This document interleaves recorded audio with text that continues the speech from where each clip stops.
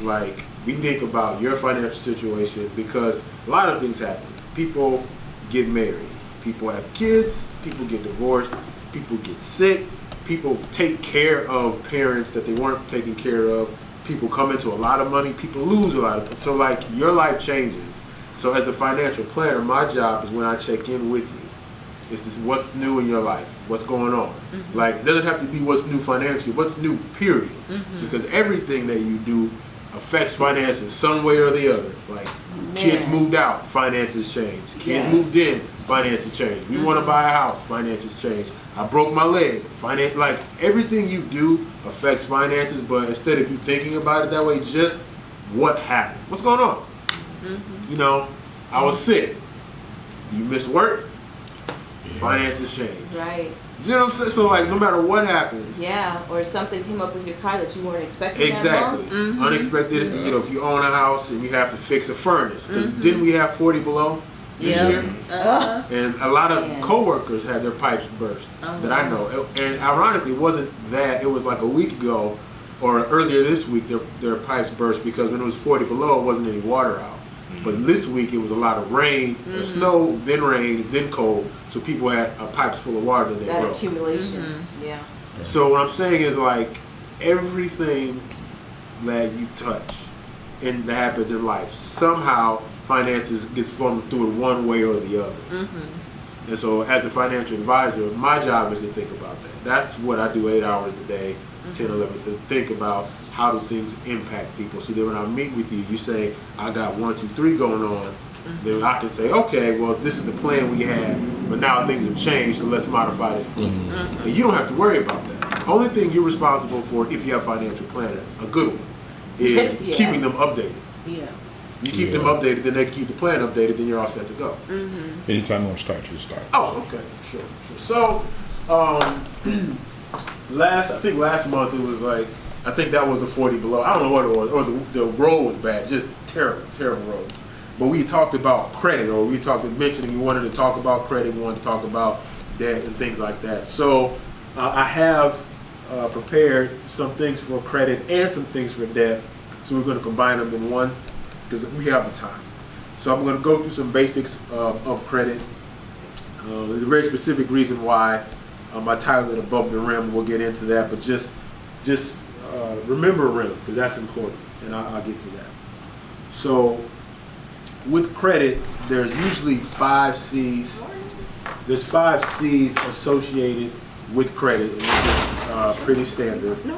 We'll start with the first C. It's called, first C is character. Now, I mentioned character a lot in our initial conversation, and one of the reasons why I did that is because character, in terms of your credit impact, is the highest impacting factor in determining your credit score. It's character. And when they say character, what they mean is specifically is how you pay your bills on time. That's character. So if you have a habit of being late all the time, that negatively impacts your credit score, and that's what they view as bad character. If you constantly extend yourself, like you're overextended, you have too much money borrowed, you're always stretched to the max, they consider that poor character, so it lowers your score. What character does is it counteracts volatility, and here's how people who make credit reports and view credit scores, this is what they count as volatility. When financial times are good, everyone's spending a lot of money. When financial times are bad, no one's paying their bills back.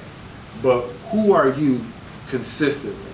Can we consistently count on you to be the same? Do you pay your bills on time when you have a lot of money? Do you pay your bills on time when you don't? Do you overextend yourself, or do you live below your means? All of this gets measured, quantifiably measured in a credit report, and then you're given a score on that. And ironically, character is also the foundation which God builds upon, because life circumstances can change. Things go up, things go down, but God's more interested in is who are you on a day-to-day basis. Wherever you are, I can deal with that, you know, if it's consistently you. And we all feel the same way. Like, if you know someone's always going to be mean, but they're consistent, then you can deal with that. But it's hard when someone's smiling and nice to you one second, then the next second they're not. It's hard for you to gauge where do you come with that. But consistency in who you are really helps go a long way, and so does it in credit building, because they're looking for a length of time or pattern that can be established, typically 2 to 3 years, of this person is consistently paying things on time, consistent. That affects about 40% of your credit score. It's just this alone. Wow, that's a big percentage. It is. And the average person wouldn't even think about it anywhere near like that. Yeah. This is just about half of your credit score is this right here. Just your habits. Just right.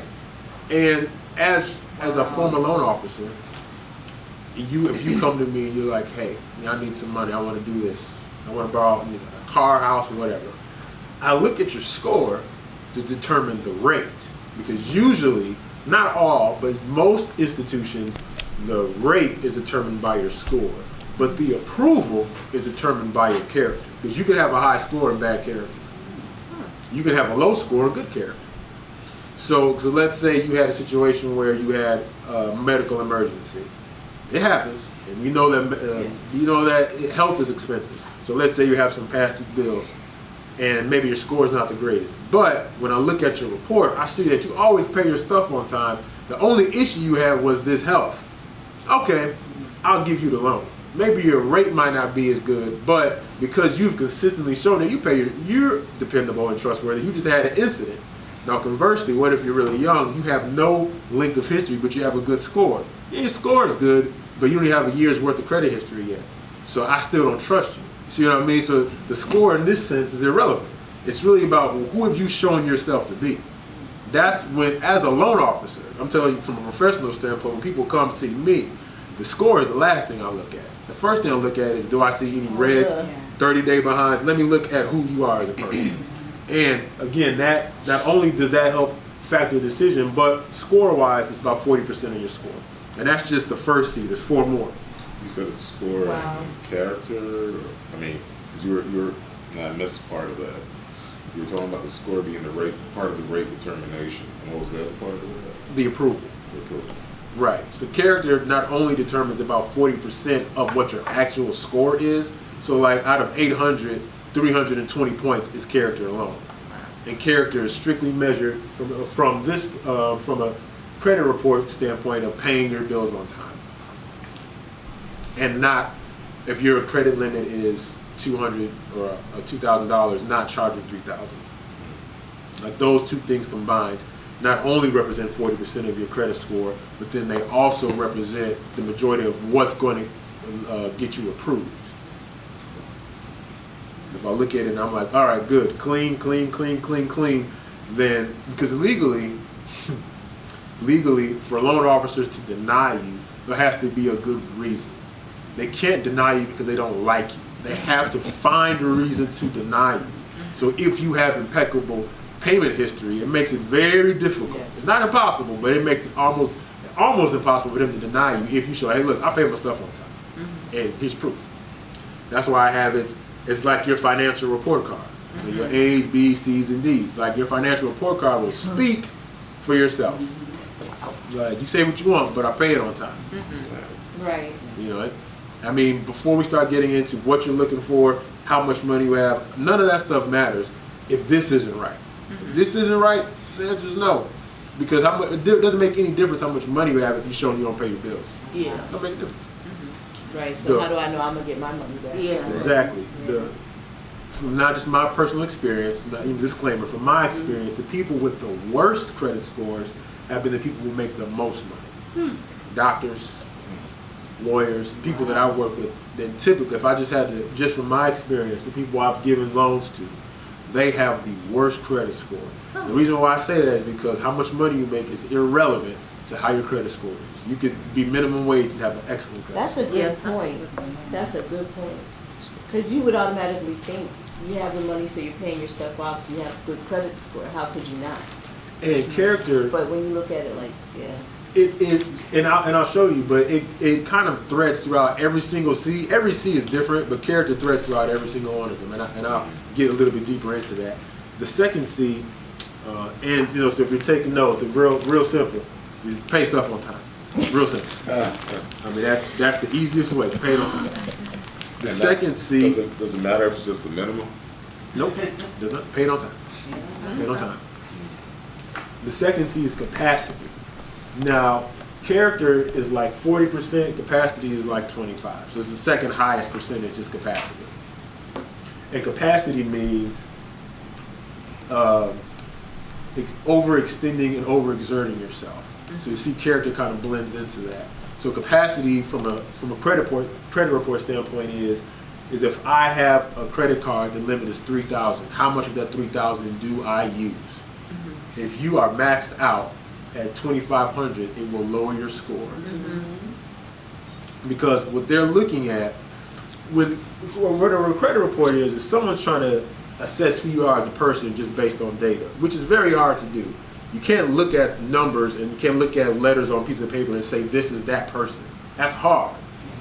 Honestly, that's why I don't like having extended conversations via text message, because people always take stuff the wrong way. Yeah. Like you read it, but you're not hearing how I'm saying it. You see? So I say that to say that it's hard for someone to grade you, but these are the things that they're looking at. They're looking at I'll give you a $3,000 limit, but you only use $1,000 at a time, then you're responsible. Yeah. They're trying to determine, are you a responsible type of investor or credit builder?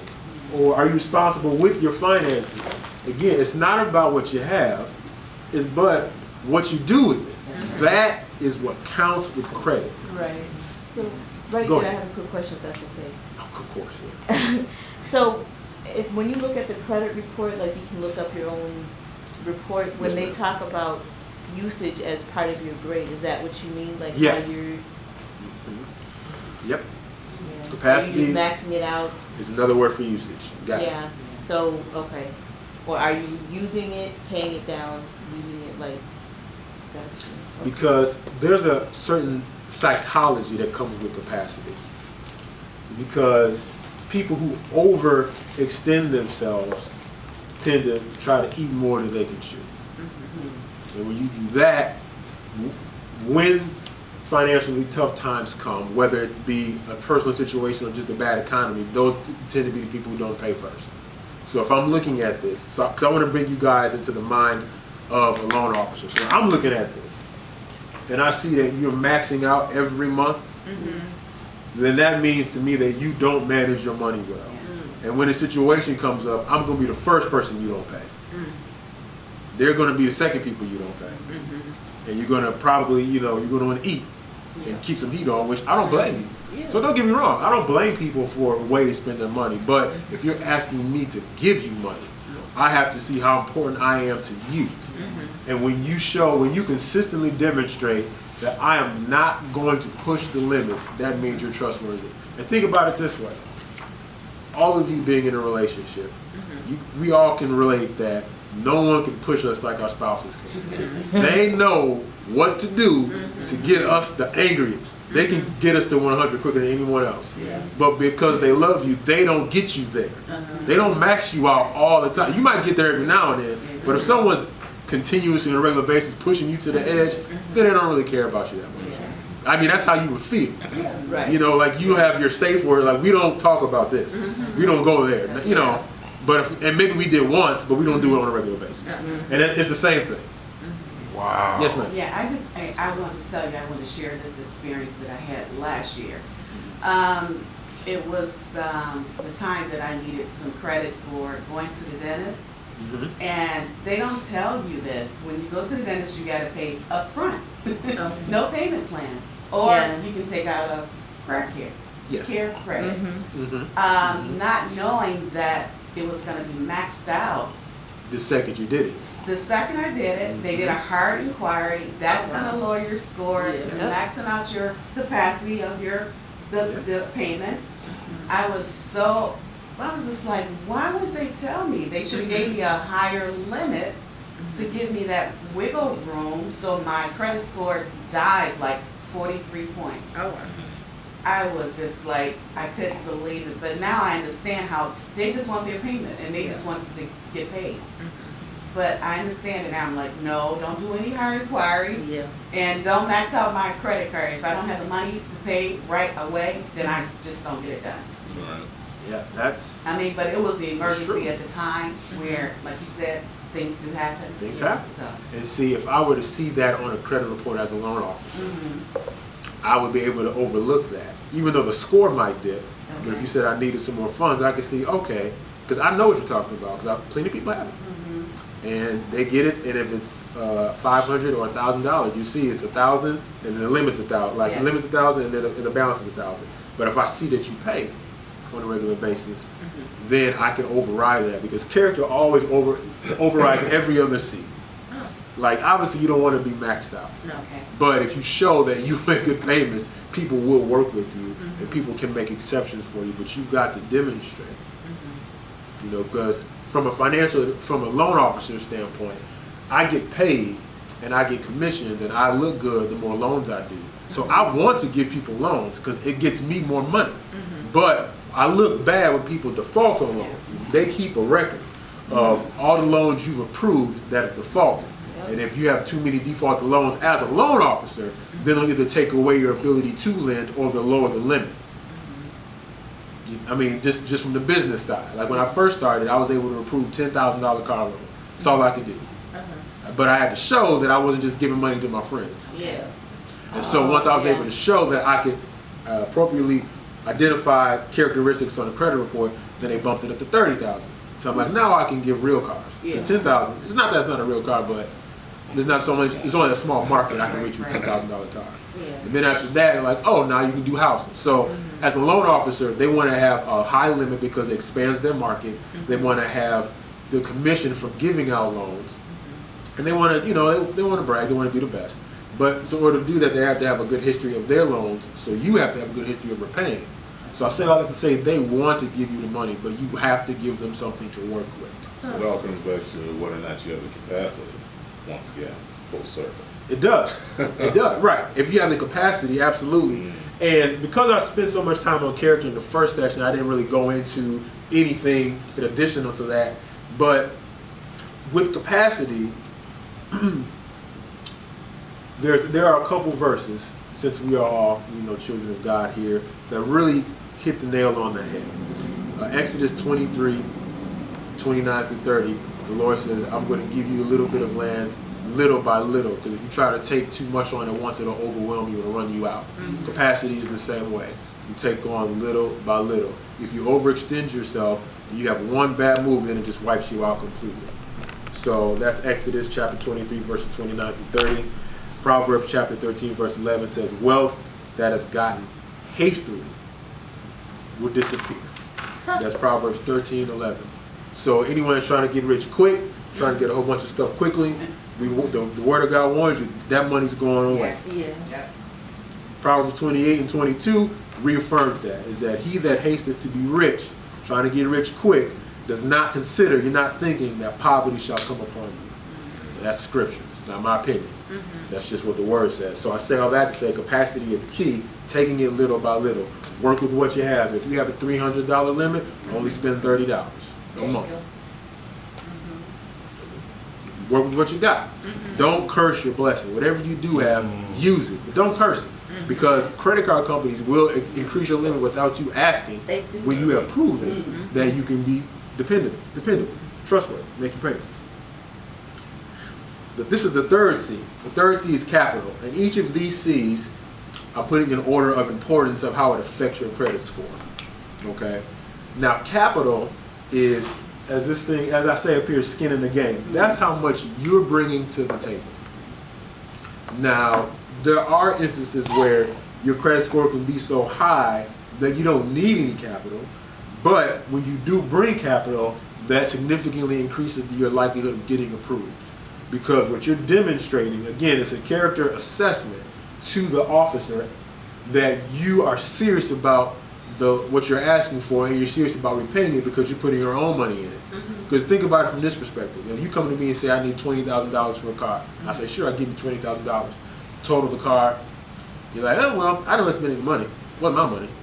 You know, I borrowed the money, wrecked the car. I didn't really spend anything. Like maybe I made 3 payments. So I made 3 payments of $200. I paid $600, and that's good. Now, if you come to me with $3,000 down and then borrow 17, and you've already put $3,000 in the car, so now less likely to total it because you're being more careful, and you're more likely to try to work out a scenario because you put some money in it. So when people come with money, it gives them some type of sense of, okay, they're serious about this. They're invested in this. And what it also shows is that you're financially responsible enough in order to get what you're asking for. Because if you come with money, that means you've planned. You've thought about it. You're trying to be in a partnership. You don't want to put all the burden on me. Some of the risk is on you because now you can lose money too. And so capital affects the minds of a loan officer, because with credit report building, it's not only important that you have a good score, it's important that you understand how the person across from you is thinking. How do I get them on my side? And nothing talks better than money. You know, wine is for laughter and food is for parties, but money answers everything. But none talk like money talks. Oh, you want a car? Well, yeah, here's 5 and there's 20. Oh, okay. Okay. You know, so that looks good. So, and from a spiritual standpoint, Deuteronomy chapter 16 verse 16 says, "You shall not appear before me empty." Now that was the Lord talking about when the people came to give offerings or people came to worship. You didn't come before the Lord empty. You always brought something. That principle is true when you're engaging in any form of partnership, because that's a partnership with the Lord. But any partnership with anyone, you don't want to be the only one bringing something to the table.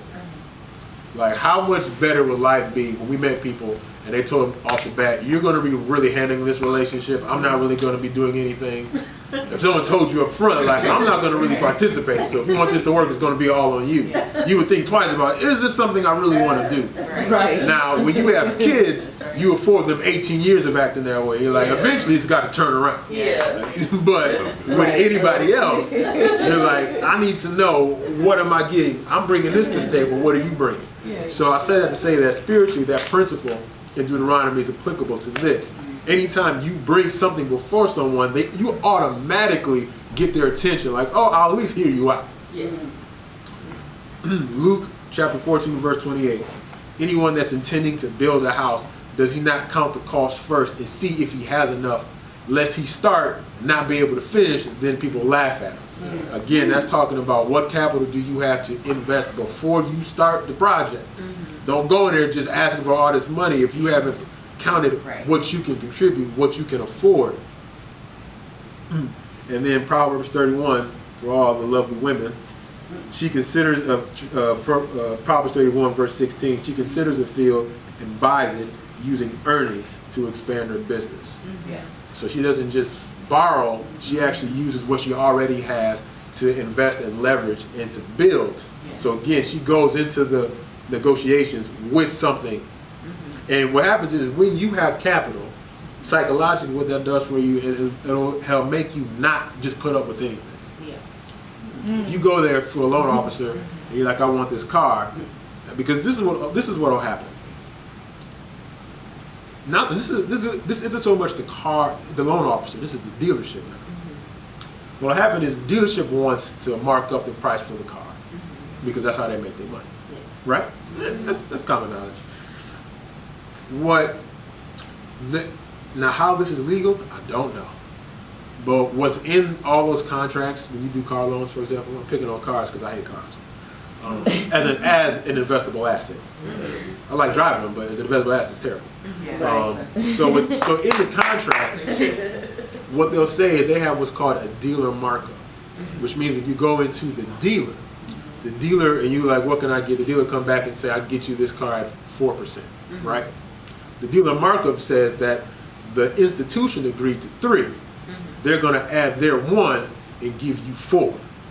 So the dealer and the institution work together to actually upcharge you on the interest rate as well as upcharging you on the price of the car. So now me as a loan